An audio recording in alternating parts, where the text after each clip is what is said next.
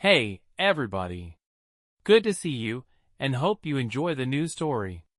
Left your comments, and we are starting.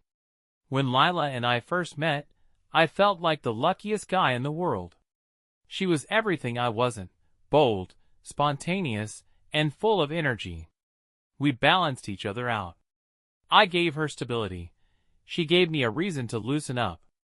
I'd look at her across the room, laughing with friends, and think, this is it. This is my person. That was 3 years ago. Now, standing in the doorway to our kitchen, I barely recognized the woman I married. She was leaning against the counter, phone pressed to her ear, her voice bright and animated. "I know," she said, laughing softly. "But that's the thing. It's like I'm suffocating, you know? Like, I don't even remember the last time I felt free." My stomach tightened. I'd heard this kind of talk before, but never directed at us. Never from her. I cleared my throat, stepping into the room. Lila glanced up, startled, and her hand instinctively moved to lower the volume on her phone. "Morning," I said, keeping my voice casual. She gave me a quick smile. "Morning." I moved to the coffee maker, pouring myself a cup, pretending not to notice the way her shoulders tensed. She muttered something into the phone and hung up without saying goodbye. "Talking to Tasha again?" I asked, taking a sip. Lila hesitated, her fingers drumming against the counter. "Yeah, just catching up." Tasha. Of course. She'd been a constant presence in Lila's life for as long as I could remember, but lately, it felt like she'd moved in between us, turning our conversations into battlefields. Tasha wasn't subtle about her opinions on marriage, or on me, for that matter. Life was too short to be tied down, she'd say. "You're too young to settle." "Everything okay?" I asked, forcing a smile. "Yeah, fine." Her tone was light, but her eyes darted to her phone. "Why wouldn't it be?" It wasn't like this in the beginning. When we first moved into this house, everything felt like an adventure. We painted the walls together, unpacked boxes late into the night, and dreamed about the life we'd build. Lila would throw her arms around me in the middle of the living room and whisper, "Can you believe this is ours?" But somewhere along the way, things changed. Maybe it was the routine, the endless cycle of work, bills, and grocery lists. Maybe it was my fault. I'd always thought of myself as a solid partner, dependable and steady, but maybe steady had started to feel more like boring. I wanted to fix it. I tried planning date nights, surprising her with little things, a bouquet of her favorite flowers, a weekend trip to the mountains. For a while, it seemed like it was working. She'd laugh and hold my hand, and I'd think, this is it. We're back on track. But the cracks always reappeared. Last night, she was out late again. She'd texted me around 9 to say she was grabbing dinner with Tasha and some of their friends. I didn't think much of it. Lila needed her space, and I didn't want to be the kind of guy who smothered her. But when midnight came and went, I started to worry. She walked through the door at 2 in the morning, the smell of perfume and cocktails clinging to her clothes. Her smile was loose, her eyes glassy. "You're late," I said, keeping my voice steady. "I told you I'd be late," she replied, slipping off her shoes. "Not this late," she sighed, brushing past me toward the bedroom. "I'm a grown woman, Ethan. I don't need a curfew." Her words stung more than I cared to admit. I wasn't trying to control her. I just wanted to understand where she was, where we were. But every time I brought it up, she'd shut me down with the same line. "You're overthinking it." This morning, her phone buzzed again, the screen lighting up with a text from Tasha. I didn't mean to look, but the message was hard to miss. "Tasha, let me know when you're free. You deserve to have some fun." Lila noticed me glance at the phone and flipped it over, her expression carefully blank. "You've been quiet lately." I said, breaking the silence. She shrugged, pouring herself a second cup of coffee. Just tired. Is it me? I asked before I could stop myself. She froze, her hand hovering over the sugar jar. What? Are you tired of us? For a moment, she didn't answer. Then she set the jar down and turned to me, her eyes guarded. Why would you even ask that?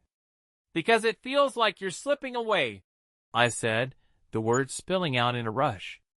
Like I'm trying to hold on to something that's already gone. Her face hardened. You're imagining things, Ethan. Not everything is about you. The conversation ended there, like it always did, with her walls going up and me left on the outside. I don't know what to do anymore. Part of me wants to fight for us, to figure out how to bring her back to the woman I fell in love with. But another part of me wonders if I'm just holding on to a memory, chasing something that doesn't exist anymore. How do you fix something when you're the only one trying? Last night was one of those moments that sticks with you, no matter how much you want to brush it off. Lila had been getting ready for over an hour, music blasting from the bathroom, as she curled her hair and put on makeup. She looked stunning, honestly. I hadn't seen her put that much effort into getting ready in a long time, not even for our anniversary last month. Where are you going again? I asked, leaning against the bedroom doorframe. She glanced at me through the mirror, barely pausing as she applied lipstick. Dinner with Tasha and the girls. Dinner, huh? Her eyes narrowed, just slightly. What's that supposed to mean? Nothing, I said, holding up my hands. Just curious. She sighed, capping the lipstick and tossing it into her makeup bag. Don't wait up, okay? We might grab drinks after. I nodded, even though it stung a little. She hadn't asked if I wanted to come along, not that I expected her to. These nights out weren't for me. I tried to keep busy after she left, but the house felt so quiet without her. I flipped through channels, watched part of a movie, and then gave up and went to bed around midnight. When I woke up, the clock read 2:47 a.m., and the other side of the bed was still empty. I got up, padding into the living room, just in time to hear the click of the lock. The door swung open, and there she was, heels in one hand, purse in the other, her hair a little messy. You're late, I said. She rolled her eyes, brushing past me. You're still up? It's almost 3 in the morning, Lila. So? She tossed her shoes onto the floor and dropped her purse on the couch. I told you we might stay out late. Yeah, but... I cut myself off, biting back the rest of the sentence. She noticed. But what? Nothing, I said. No, go ahead, she said, crossing her arms. Let's hear it. I sighed, running a hand through my hair. I feel like I'm not even part of your life anymore. You're always with them, always out late, and I'm just, what?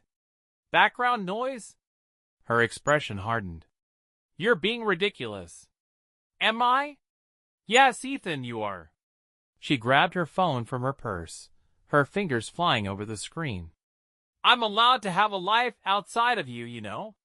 That doesn't make me a bad person. That's not what I'm saying. Then what are you saying? She snapped, her voice rising. That I'm not allowed to go out? That I should sit at home like a good little wife while you sulk around? Her words hit me like a slap. That's not fair. Neither is this conversation, she shot back. I'm going to bed. And just like that, she was gone, leaving me standing there alone in the living room, feeling like I'd just lost a fight I didn't even know I was having. I didn't sleep much after that. How could I? Every time I closed my eyes, all I could see was the way she looked at me, like I was the problem, like I was the one holding her back. Maybe I am. The next morning was quiet. Too quiet. I got up early, hoping to catch Lila before she disappeared into her day, but she stayed in bed long after I brewed coffee, and sat at the kitchen table scrolling through my emails. By the time she finally emerged, she was wearing one of her oversized sweaters, her hair piled into a messy bun. "Morning," I said, keeping my tone light. She grabbed a mug and poured herself coffee, not looking at me. "Morning." I waited for her to say something more, to explain, maybe, or even apologize for how last night ended. Instead, she leaned against the counter, scrolling through her phone. "Late night?" I asked, trying not to sound accusatory. "It was fine," she said flatly, not looking up. The tension in the room was unbearable, but I didn't want to push her again. Every time I tried, it just seemed to make things worse. It wasn't until later that I found the text. Lila had left her phone on the couch while she went to take a shower. I wasn't trying to snoop, but the screen lit up when I walked by, and the message preview caught my eye. "Logan, last night was fun. Let me know if you're free again soon." I froze. I didn't recognize the name, but it didn't take a genius to figure out what it meant. My mind raced, trying to piece together how this could have happened. Was it someone she met last night? Someone she knew already? The shower was still running, so I picked up her phone, my hand shaking as I opened the message thread. The texts were casual, almost innocent. If I didn't know better, I might have believed they were just friends. But the tone was familiar, playful in a way that made my chest tighten. "Logan, did you make it home okay?" Lila, "Yeah, barely. Thanks for asking." Logan, "We should grab coffee sometime." "Just us." Lila, "Maybe. I'll let you know." I set the phone down like it was burning me. My heart was pounding, my thoughts spiraling. Who was this guy? What did "just us" mean?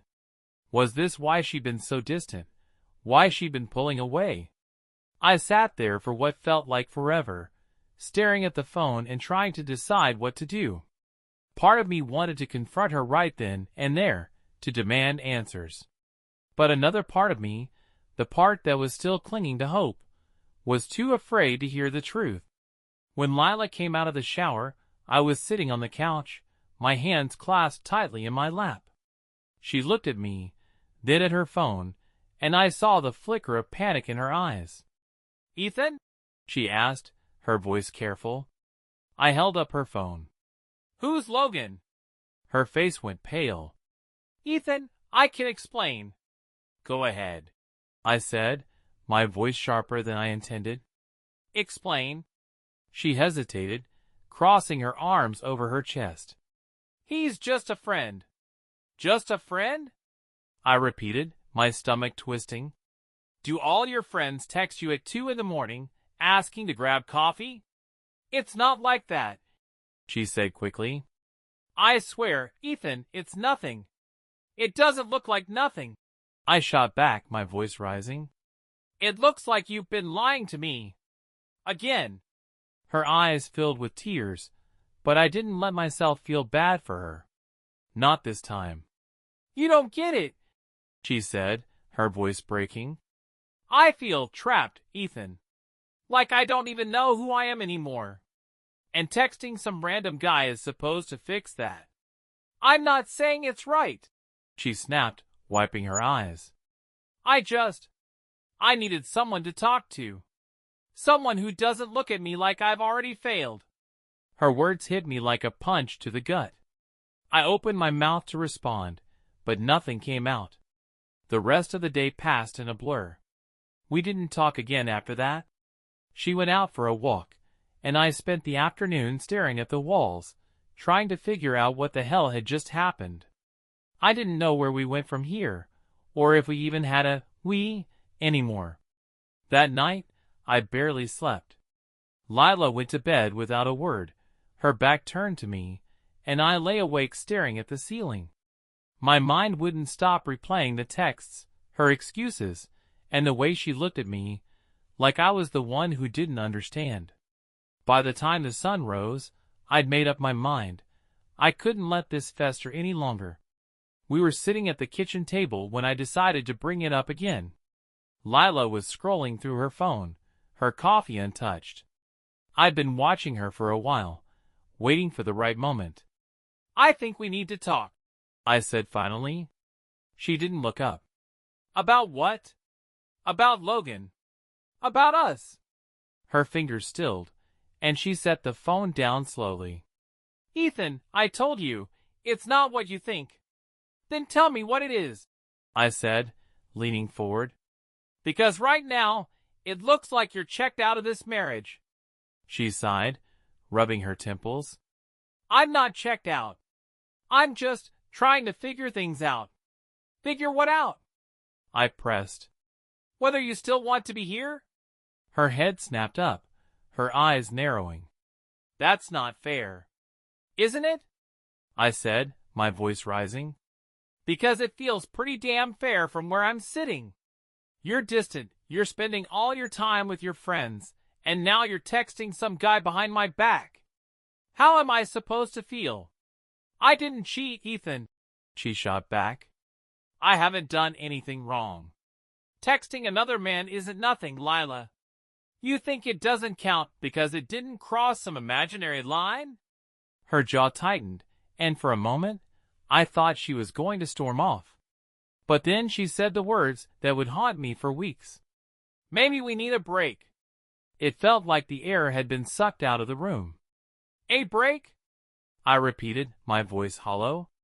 "I just think we need space," she said, her voice quieter now, "to figure out what we want." "Space," I said flatly. "And what, Logan keeps you company while you figure it out." "That's not what I meant," she snapped, tears brimming in her eyes. I feel like we're suffocating each other. Like we're stuck in this cycle, and we can't break out of it." I stood up, the chair scraping loudly against the floor. "You don't get to rewrite this, Lila. I'm not the one texting other people in the middle of the night." Her face crumpled, and she buried her head in her hands. "I don't know what else to say, Ethan. I'm trying, but it feels like no matter what I do, it's not enough for either of us." The anger drained out of me as quickly as it had come, leaving me exhausted. "Do you even want to fix this?" I asked quietly. She looked up at me, her eyes red. "I don't know." I left the house after that, needing air, needing space. I walked aimlessly through the neighborhood, my thoughts a tangled mess. Was this it? Were we done? The worst part was, I didn't even know if I wanted to fight for us anymore. How do you fight for someone who doesn't even know if they want you? When I got back, the house was quiet. Lila was sitting on the couch, her knees tucked to her chest. She didn't say anything as I walked past her into the bedroom. For the first time in 3 years, I didn't kiss her goodnight. The days after that conversation blurred together. We didn't fight, but we didn't really talk either. It felt like we were walking on opposite sides of the same house, avoiding eye contact, avoiding the elephant in the room. I couldn't keep living like that. I decided to call my friend Aaron. He's one of the few people I can talk to about this kind of thing. Steady, practical, the kind of guy who doesn't sugarcoat anything. When I told him about the break Lila had suggested, he let out a low whistle. "That's rough, man," he said. "I'm sorry. I just don't get it," I said, pacing the living room. "I've done everything I can to make this work. I planned trips, I supported her when she was feeling down, and now she wants space? What the hell am I supposed to do with that?" Aaron was quiet for a moment. "Can I be honest?" "Yeah, please." "You've been focusing on her so much, you forgot about yourself." I stopped pacing. "What's that supposed to mean?" "It means you're bending over backward trying to fix something she doesn't even want to fix. If she's not willing to meet you halfway, why are you the one doing all the work?" His words stuck with me long after the call ended. I'd spent so much energy trying to save our marriage, trying to figure out what Lila needed, that I hadn't stopped to ask myself what I needed. For the first time in a long time, I started thinking about that. The next morning, I got up early and went for a run. I hadn't done that in years, not since Lila and I started dating. Back then, I'd wake up before dawn and hit the trails, letting the rhythm of my footsteps drown out the noise in my head. It felt good to move again, to focus on something other than the weight of everything going wrong. When I got back, sweaty and out of breath, Lila was in the kitchen, sipping coffee. She looked up, surprised. "Did you go for a run?" "Yeah," I said, grabbing a water bottle from the fridge. She nodded, her expression unreadable. "Good for you." It was a small thing, but it felt like a shift, like I was finally doing something for myself instead of waiting for her to notice me. Over the next few days, I threw myself into work, into small projects around the house, into reconnecting with people I'd let drift away. I didn't ignore Lila, but I didn't chase after her either. At first, she didn't seem to notice. She kept going out with her friends, texting on her phone, and avoiding the hard conversations. But one night, as I was sitting on the couch reading a book, she came into the room and stood there, watching me. "What's up?" I asked, glancing up at her. She hesitated. "You seem different." I shrugged. "Just trying to focus on myself for a while." She frowned, like she didn't quite know what to make of that. "Is that because of what I said?" "Partly," I admitted. "But mostly because I realized I can't keep pouring all my energy into something you're not ready to work on." Her face softened, and for a second, I thought she might cry. But instead, she just nodded and left the room. For the first time in weeks, I felt like I could breathe again. I've always thought of myself as a patient person. It's not something I've had to work on. It's just how I'm wired. Growing up with 3 younger siblings and a father who believed silence solved more problems than yelling, I guess patience was baked into me. But with Lila, it felt like my patience was being tested every day. And I was starting to run out of it. She'd been quieter lately. Quieter in a way that wasn't peaceful, just absent. She still went out with her friends, still left her phone face down on the table whenever I was around. I wasn't stupid. I knew there were things she wasn't telling me. But I was tired of fighting. I was tired of asking where she was going or why she didn't want to talk. So I stopped. I stopped asking her questions. Stopped checking my watch when she came home late. Stopped trying to make plans that I knew she'd cancel. Instead, I turned my focus inward. At first, it felt strange. I'd spent so much time trying to figure out what Lila needed that I wasn't sure what to do when I started thinking about what I needed. But I threw myself into work, into running, into reconnecting with the parts of me that I'd let fall by the wayside. And little by little, I started to feel like myself again. The first time Lila noticed was after I came back from a run. I was dripping with sweat, catching my breath at the kitchen sink when she walked in. "You went for a run?" she asked, her tone more surprised than anything else. "Yeah," I said, grabbing a water bottle. She nodded, her expression unreadable. "Good for you." It was a small exchange, nothing groundbreaking. But it stuck with me.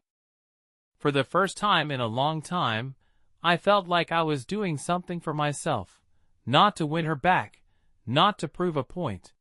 Just for me. Over the next few days, I kept my distance.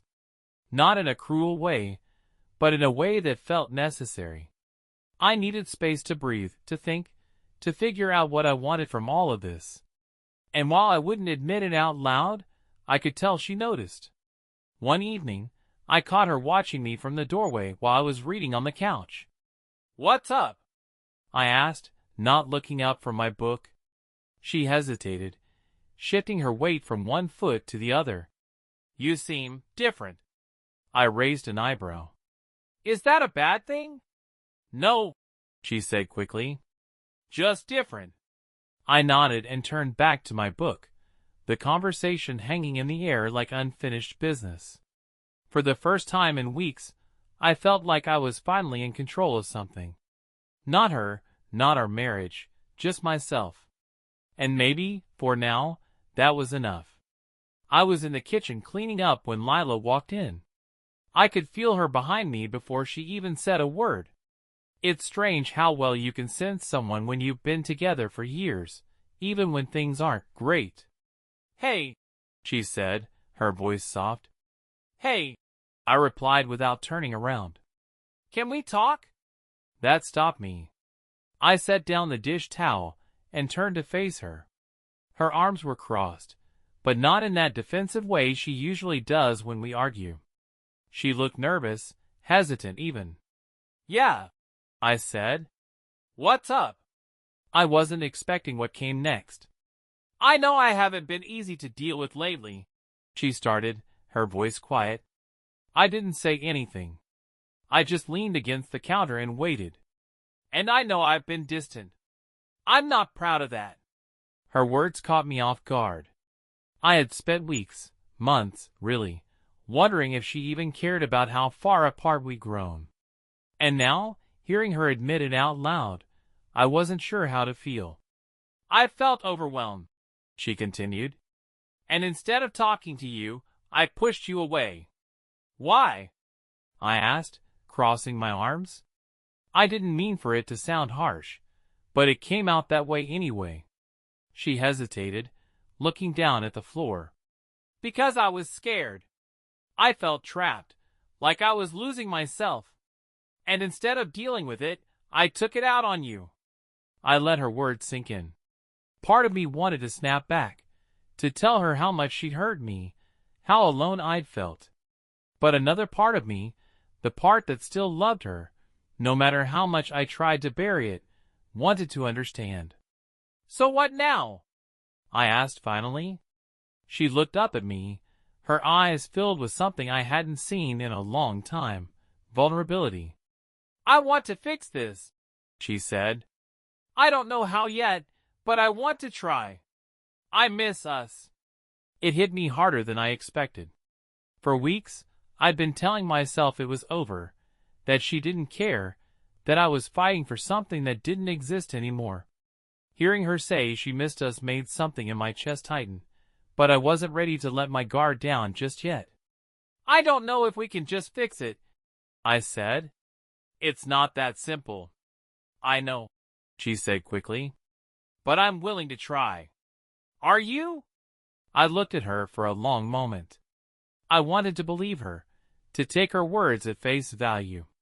But I'd been carrying this marriage on my own for so long, I wasn't sure if I could just let go of all that hurt.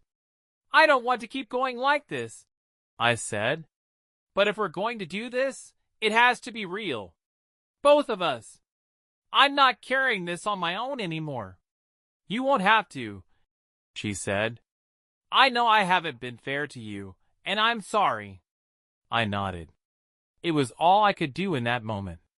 We ended up on the couch that night, talking like we hadn't in months.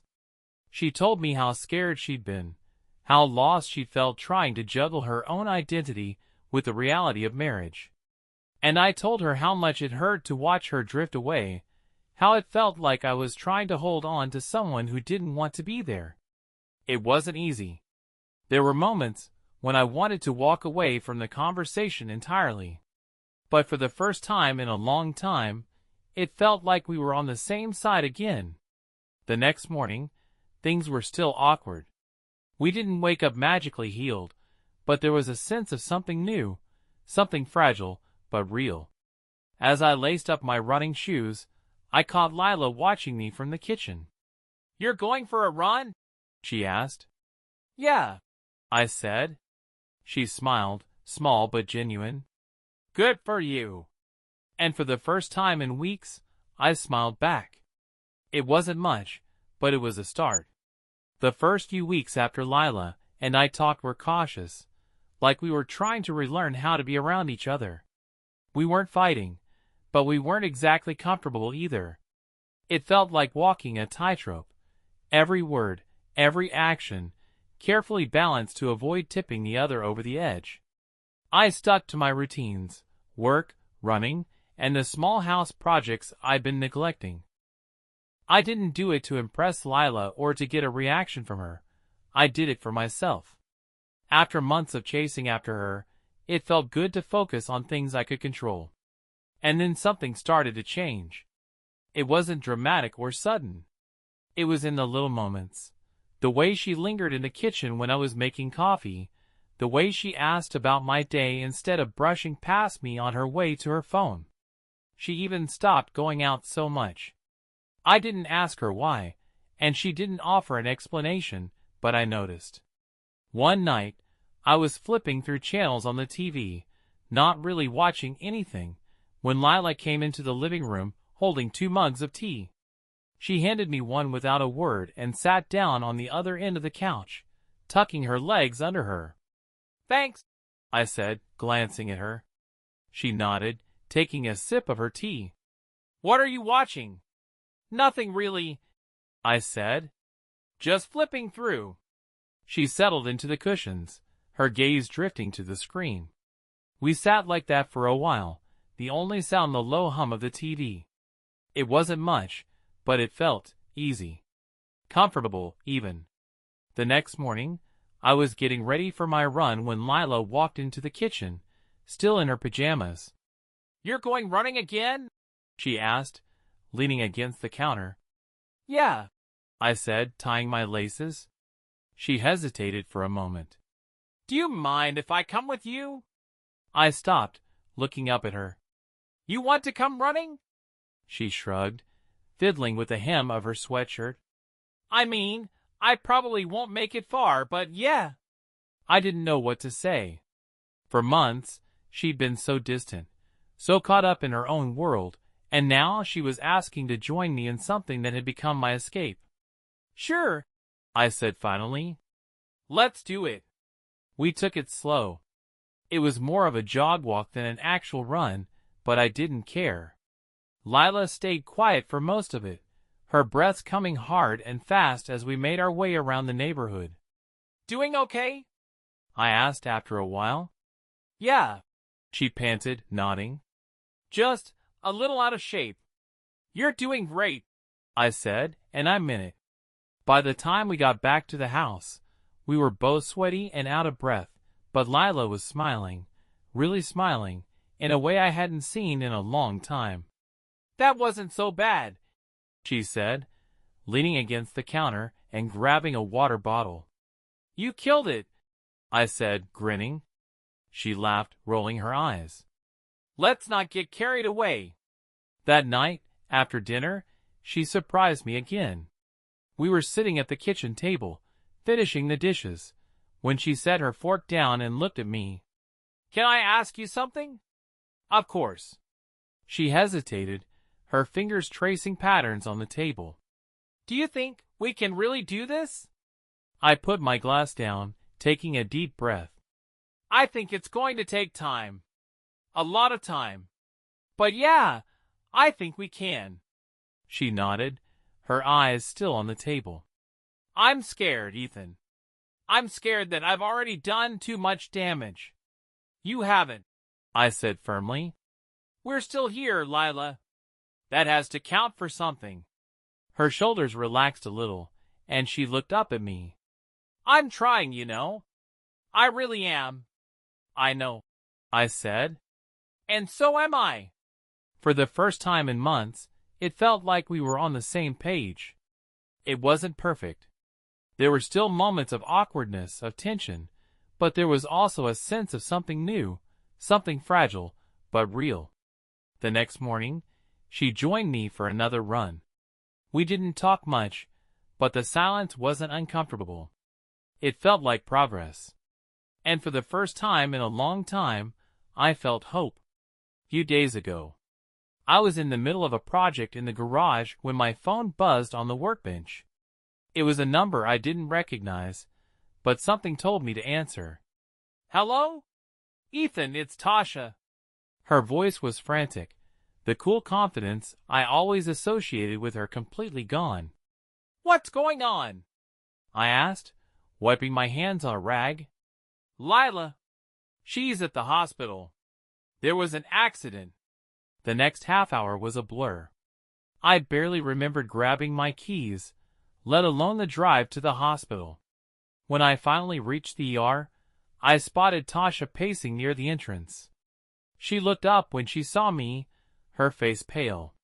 "She's okay," she said quickly, holding up her hands. "It's not life-threatening, but it was bad." "What happened?" I asked, my voice tighter than I intended.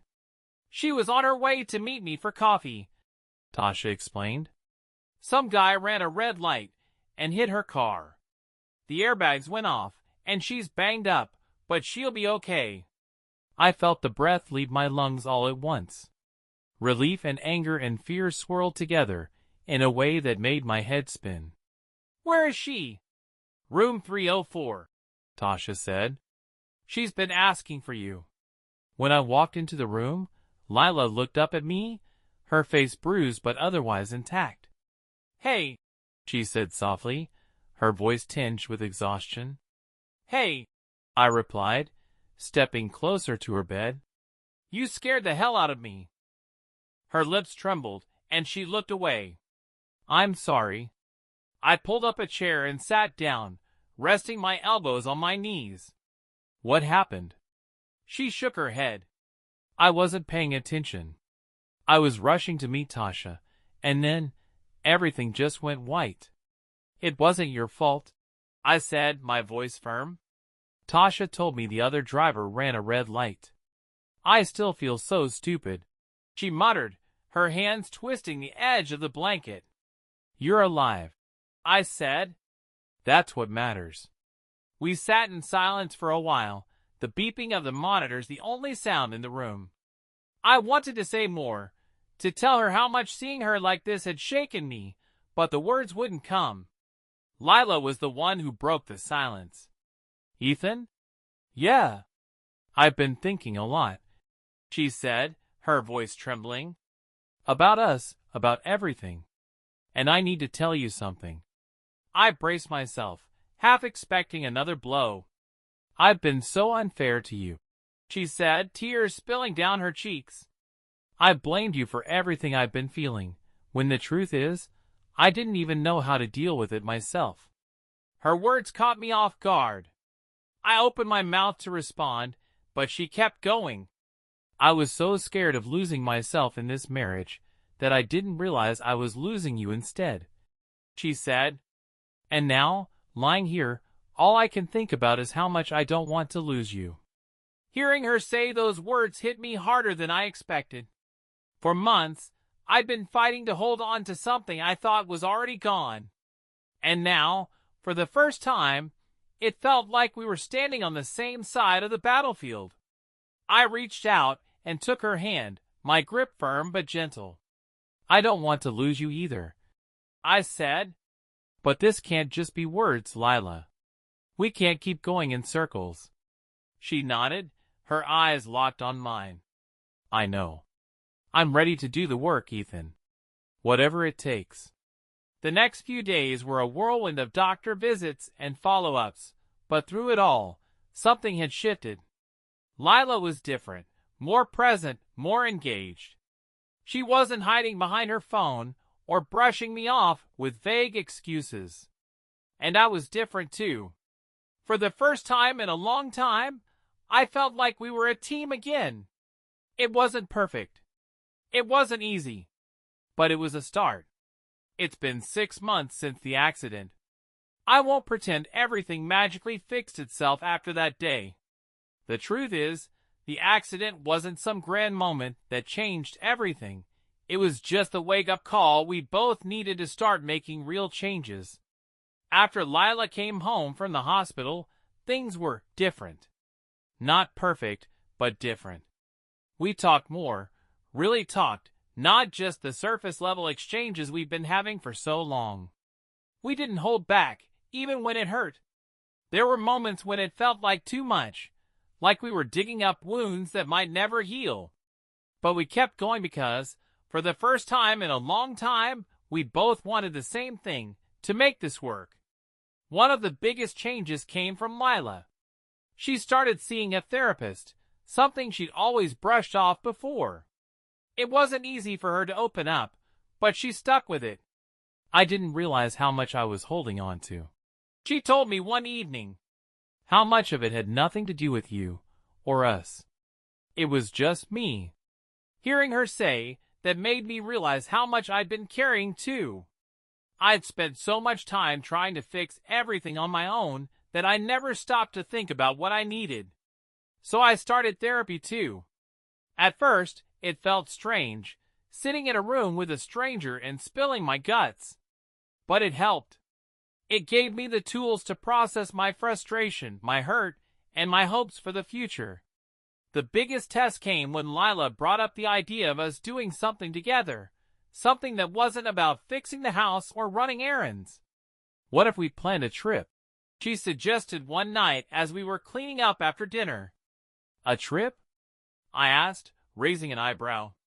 Yeah, she said, smiling hesitantly. Just the two of us.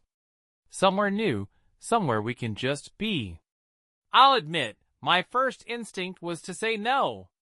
It felt too soon, too fragile. But then I looked at her, really looked at her, and I saw how much she wanted this, how much she was trying. Okay, I said. Let's do it.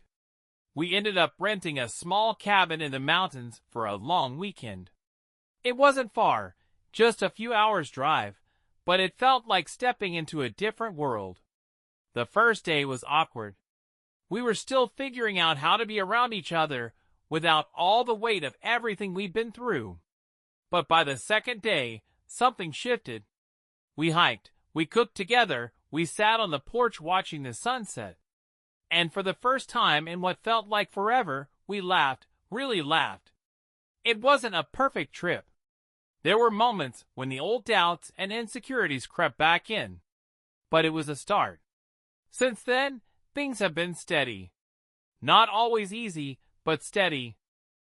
We're learning how to trust each other again, how to show up for each other without losing ourselves in the process. There are still days when it's hard, when the weight of everything we've been through feels like too much. But those days are fewer and farther between. The other night, as we were lying in bed, Lila reached over and took my hand. "Thank you," she said softly. "For what?" I asked, turning to look at her. "For staying," she said. "For fighting for us, even when I didn't know how to." I squeezed her hand, my chest tight. "We both fought for this, Lila. It wasn't just me."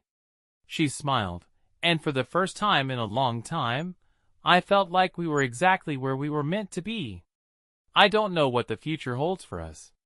I don't think anyone ever really does. But what I do know is that we're still here, still trying, still choosing each other every day. And for now, that's enough.